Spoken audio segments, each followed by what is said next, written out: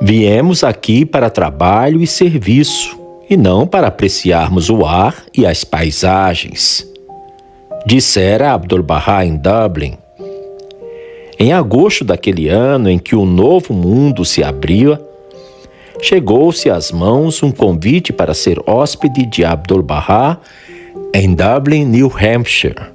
Uma das amigas de Washington, cuja residência nessa cidade Abdu'l-Bahá havia visitado e onde tinha falado diversas vezes, colocou à sua disposição uma ampla casa de campo em sua encantadora propriedade em Dublin.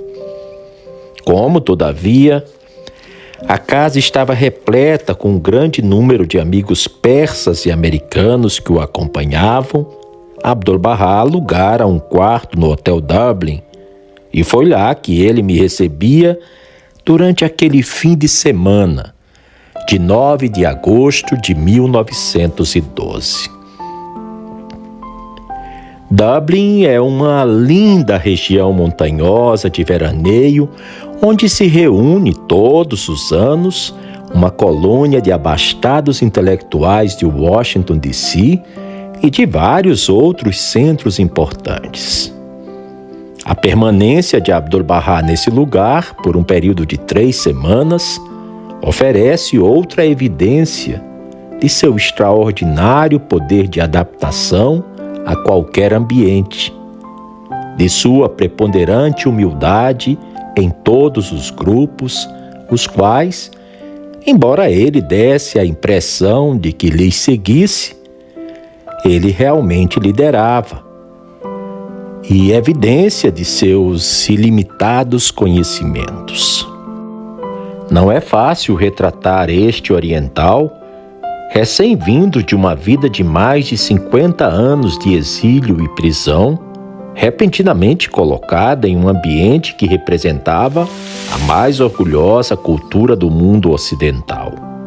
Nada em sua vida, seria razoável se supor, lhe oferece preparação para tal contato. Nem em sua juventude tivera anos de educação acadêmica e escolástica. Nem ao início da adolescência lhe tinham sido proporcionadas aquelas profundas amizades, nem durante seus anos formativos. Nem à sua idade avançada haviam sido concedidos o conforto e o lazer que convidam à expansão da mente. Bem ao contrário, segundo eu tenho tentado retratar, sua vida havia sido uma constante submissão a todas as formas de dificuldade e privação quando consideradas somente do ponto de vista material. Masmorras e correntes foram o seu destino. Tortura, não raras vezes, e confinamento no tronco, ou qualquer indignidade que carcereiros impiedosos pudessem planejar, foram o seu quinhão. A Bíblia e o Alcorão, os seus únicos livros.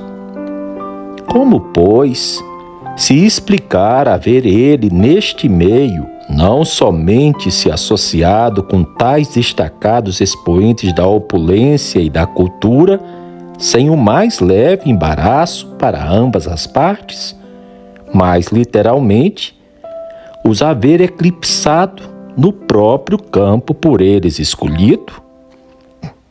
Ao tratar de qualquer assunto que fosse abordado, ele mostrava perfeita familiaridade e destreza, porém, sempre com laivos de modéstia e com afetuosa consideração pela opinião dos outros. Já me referi à sua infalível cortesia. Realmente, era mais do que a conotação usual desse termo para a mente ocidental.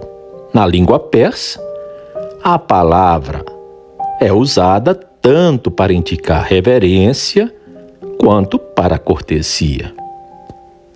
Ele via a face do seu Pai Celestial em cada face e reverenciava a alma que atrás dela se ocultava. Como seria possível ser descortês se tal atitude fosse mantida em relação a todos? O marido da anfitriã de Abdu'l-Bahá, em Dublin, embora nunca se tornasse crente declarado, teve muitas oportunidades de se encontrar e falar com o mestre, e quando lhe pediram que resumisse suas impressões a respeito dele, depois de uma pequena consideração, respondeu: "Acho que ele é o mais perfeito gentleman que já conheci." Consideremos. Esse foi o veredito de um homem que herdara grande riqueza, de extensas e profunda cultura, acostumado a julgar os homens por delicados padrões e para quem a palavra gentleman significava tudo quanto ele considerava de mais admirável.